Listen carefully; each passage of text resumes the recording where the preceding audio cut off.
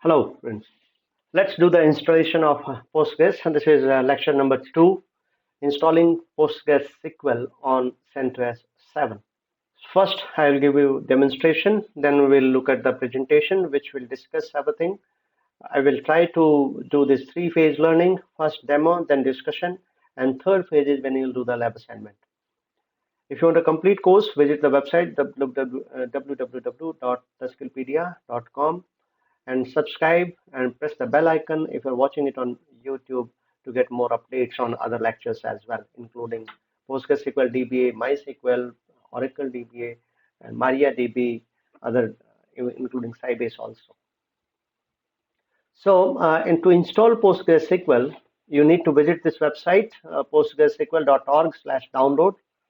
And based on your operating system, you select Linux or Mac or Windows or BSD or Solaris. This is supported by all this family of operating systems. For example, we are going to install it on CentOS 7, therefore our option is Linux. When you select Linux, you will see the distribution. You have to select the distribution. For example, I'm not going to select Debian or SUSE Ubuntu because my plan is to install it on CentOS. So I select CentOS. When I select CentOS, it will take me to the repository URL where I'll select which version I need to install. I'm planning to go for one version down, which is always recommended for production level environment. So select version 3. Platform is CentOS 7 where I want to install. You can do the same setup, same repository applicable for RHEL 7, CentOS 7, Scientific Linux 7, or Oracle Linux 7. So I'm selecting this. So that the architecture available is x86 64-bit architecture, and this is the repository we need to select. The sequence of command is given here itself unless you choose otherwise to customize something, but this is a good sequence of command listed here. So we are going to copy this entire script. In fact, I'm not going to copy the script. I'm going to execute all these commands one by one. So I'll start from here. Yum install. I'm already logged into the machine as a root user. So I copy this and execute it on my terminal window. This is my Linux 7 machine. So I install this RPM. Once the RPM is installed, this is actually a repository installation. So once the repository is installed, you can install PostgreSQL 13 and you see PostgreSQL 13 contrib. So these packages I'm installing, which is being done right now and all done already.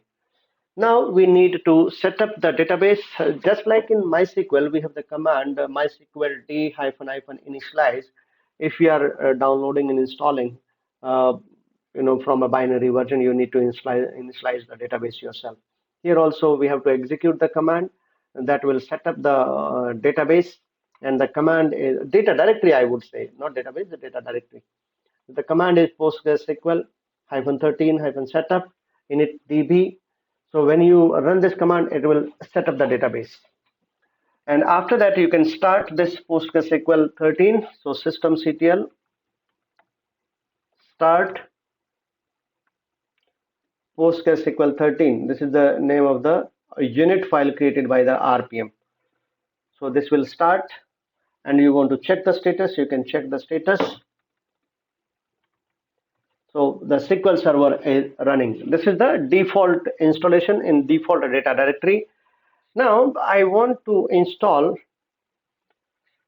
a local custom installation as a non-privileged user with a different data directory. I'm not going to touch it. I'm not going to disable it. I'm just stopping it for the time being because I want to do one more data directory running on the same port. However, I can configure a different port to run both these instances on different ports. So right now I'm stopping it. This is the installation, quite easy. I stop this, and now what I'll do is I'll create a directory, let's say local data directory. So mkdir, the command is quite simple, user local pg data. And I need to change the ownership of this directory to Postgres, chown -r Postgres. That's the username .postgres. That's the group name, and this directory should be owned by that user and group, which means I can switch to Postgres user and I can set up this directory. I can set up the export the path in my .bash profile. Remember, PostgreSQL does not have a default home directory or I mean slash under slash home directory. It does not. The default directory, if you look at carefully, if I try to show you, grab Postgres from etc passwd, you will see the home directory of this is varlib mysql, and the shell is allocated to it. But remember, it will not going to have a complete set of path and environment variables set according the way you have for other users. So still we'll be able to work on this. So switch to user Postgres. We are working as Postgres user. Now what I needed to do is I need to export the path of the binary so that I can execute the binaries as Postgres user. So the command is echo export path user PGSQL 13 bin, and I want to add it to my path existing path environment variable and sending it to bash profile. Similarly, I want to export PG data, which is mandatory to set up the data directory. By default, it will take the data directory from var lib pgsql /13 slash data. From there it will take, but no, I don't want to take the data directory from the directory. What I want is I want the data to be created, new data to be initialized as a new user. I want to run another instance of PostgreSQL under this directory with this data directory user local pg data, and I am passing on this. Now I can source this dot bash underscore profile. Now I'm good to initialize my data. I can verify my value of my PG data, which is important before you run initdb. Perfect. So my data directory is pointing the variable, environment variable required by PostgreSQL is pointing to PG data, which is nothing but user local PG data directory. And now I can run initdb. This will initialize the data directory, and now I can start this pgctl-d. In fact, I can type pgdc, this is the command actually can be used, and I can type the environment variable even. I don't have any problem. I can type the environment variable, which is $pg data, because this environment variable is already set. And log file, I can type here, log should go to this file and start. So this will start my PG data. Server is started. To check the status, I can simply check the status. So the server is running. So the details, let's go to this directory and see what is there inside the directory. /user /local /pg data and ls-l. You see there's a huge set of files and directories created here by initializing. And important being write ahead log, that is PG write ahead logs. And let's verify the installation process, because just in case you face any problem, you get errors. Point to be noted, just in case you get errors, what you can do is you can go inside this directory log and check the logs. So cd logs and check it. The file name is this PostgreSQL monitoring log. So you can use vi PostgreSQL monitoring log, and you see it's listening. Now it is listening on port number 5432. This is conflicting with the default. That's the reason I stopped the default. Now I want to run it on a port number, a different port, maybe let's say one extra port. So I can change this content in this file. So let's look at this file, Postgres configuration file, in one directory below. So vi, and I open this file, this will show me the default port where it will run. If it is not given, I can specify alter system command. So no problem, I can send the output to this, and I can change the port equal to 54, let's say 333. If I change the port in this directory, then when I run this command, this PostgreSQL using this data directory will run, will be available on that port.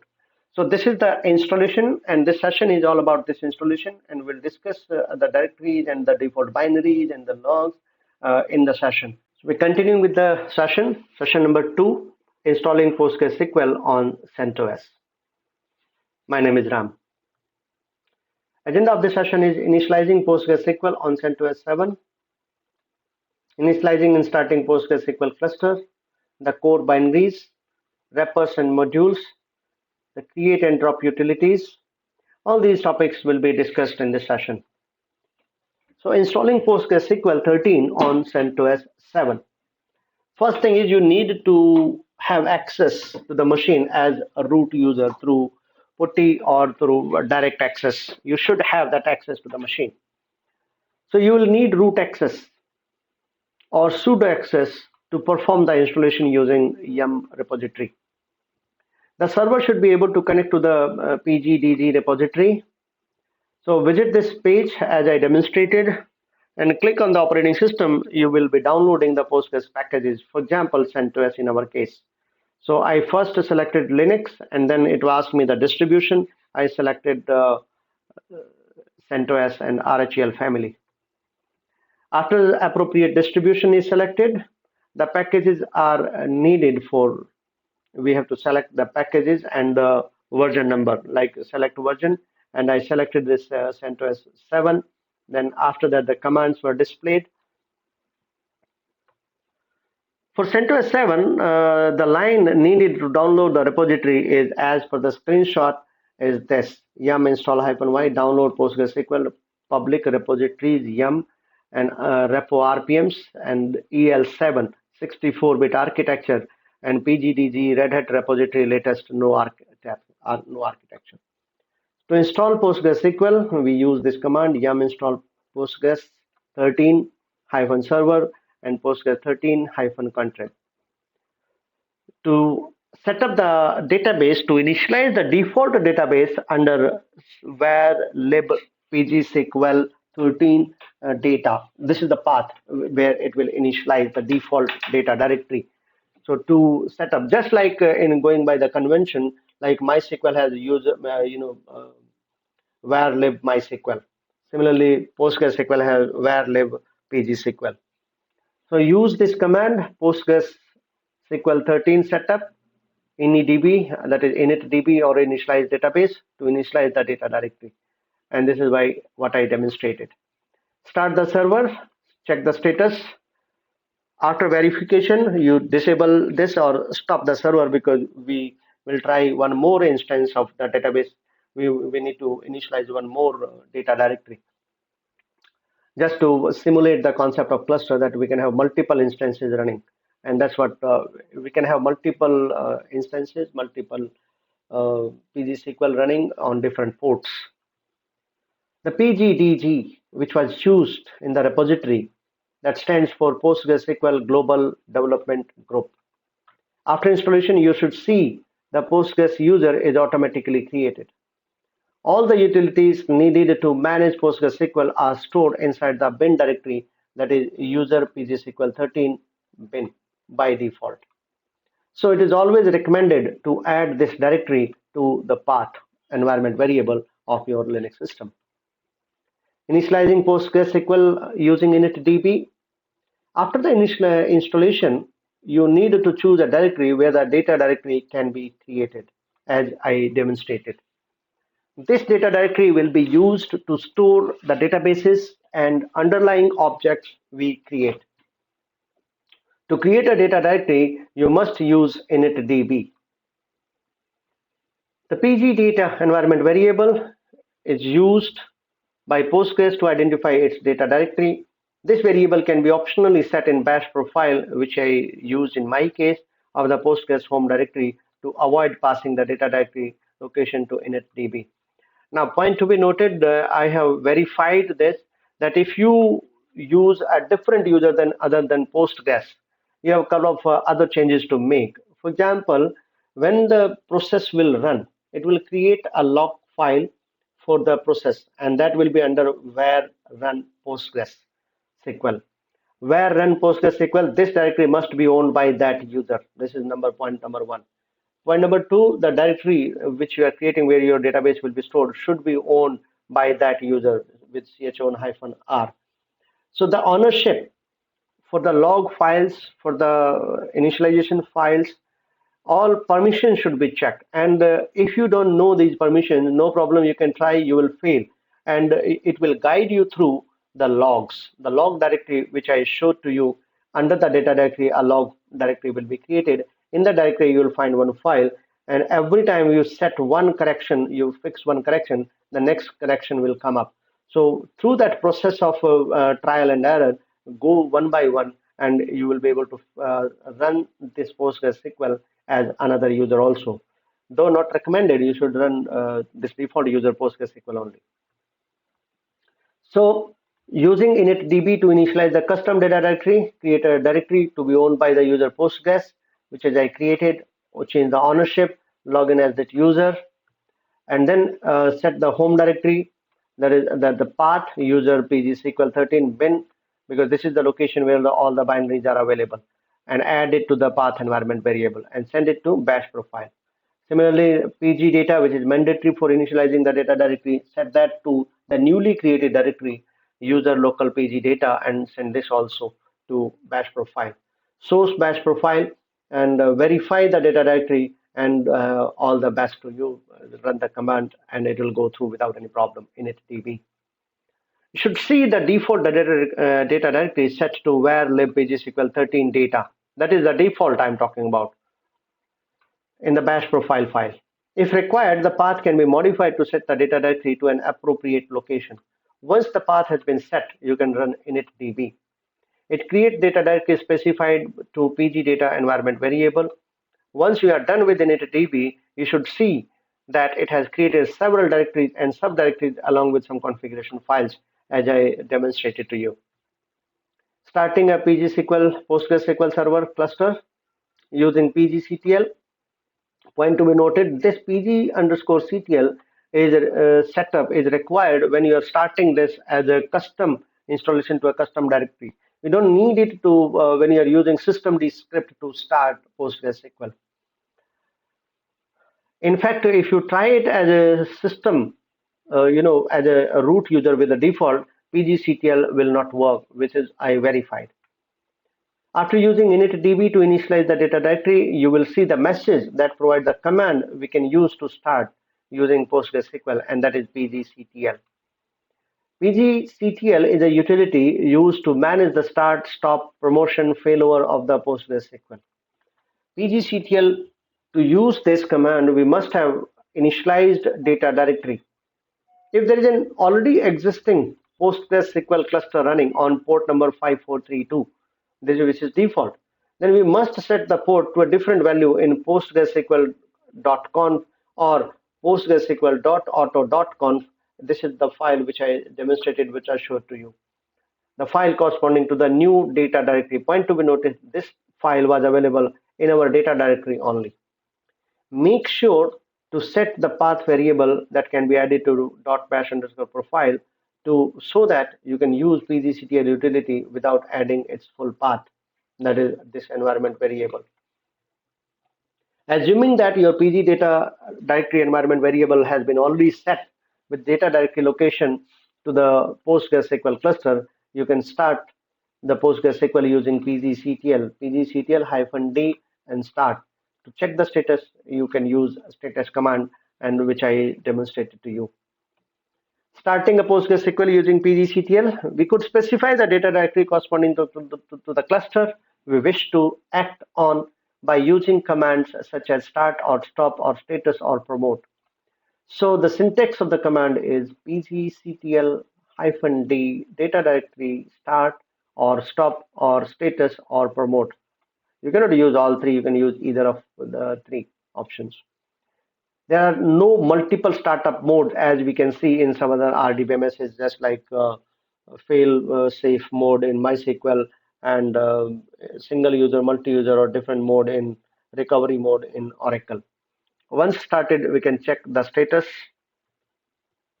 Clusters in PostgreSQL. A cluster in PostgreSQL is a database server that is started using one data directory and one port on just one host. That is the definition. This is because you can have more than one database in a single Postgres server.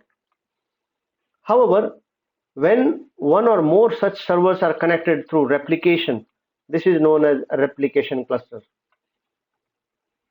The core binaries available in the PostgreSQL. The core binaries are Postgres, This is the Postgres main process. The program can be started directly using PGCTL utility. The second method is to be preferred as it offers a simpler way to control the Postgres process. I'm talking about PGCTL. The direct execution is unavoidable choice when the database won't start. In this case, the cluster can only start on a single user mode to perform a cluster-wide vacuum. For historical reasons, there is also a symbolic link named postmaster pointing to the Postgres executable.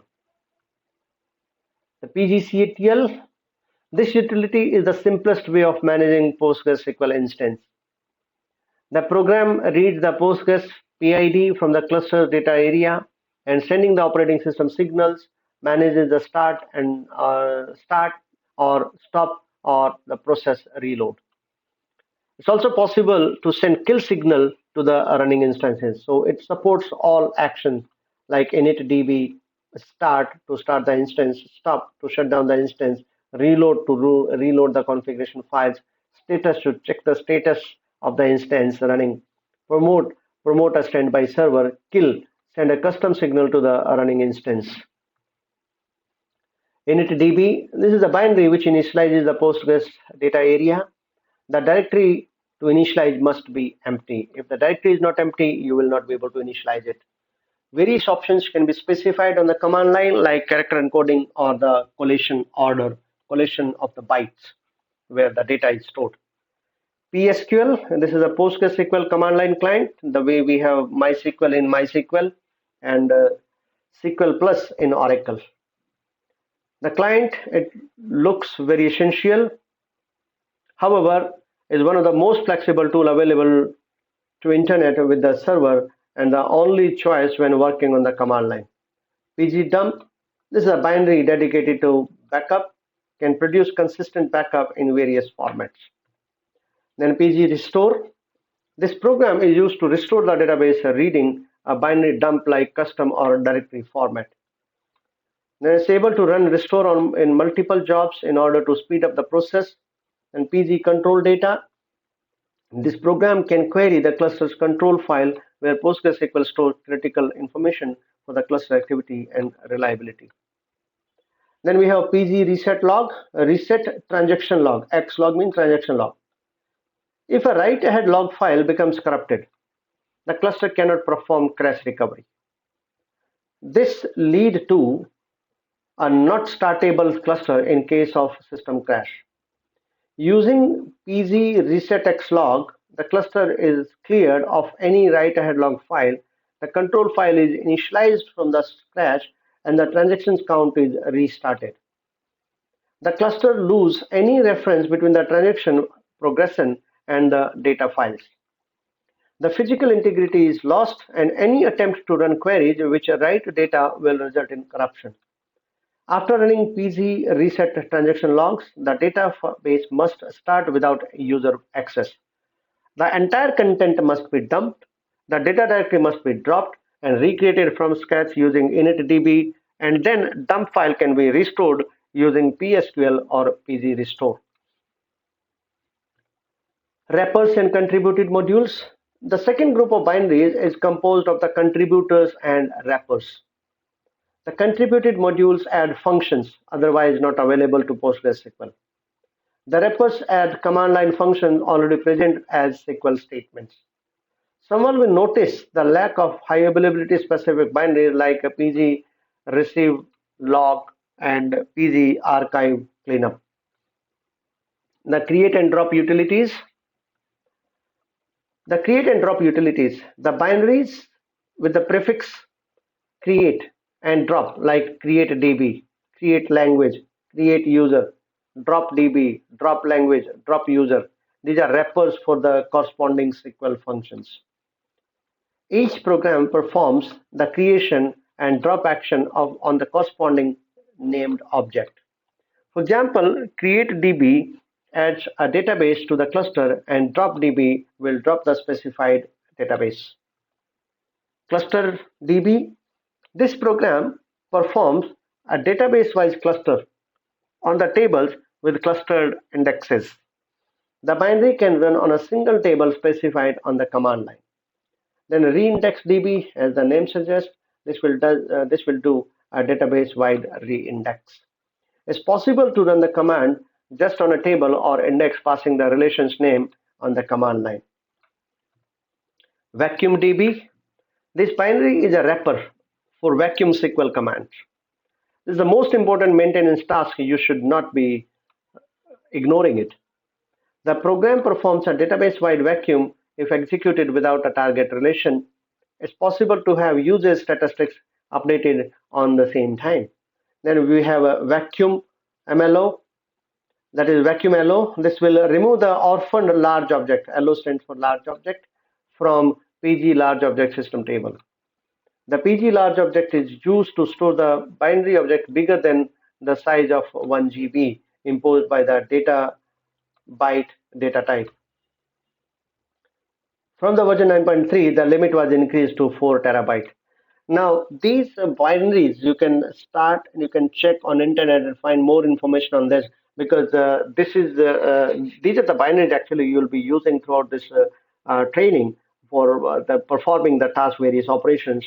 Definitely, basic understanding of these binaries is prerequisite to proceed with the next coming up lectures. I'm sure you are enjoying the lectures. Subscribe to the channel and press the bell icon if you liked it. If you're watching it on YouTube, if you're watching it on the SkillPedia, great, you have a lab assignment ahead. Complete the lab assignment. Thank you so much. Bye bye. That's all for this session 2.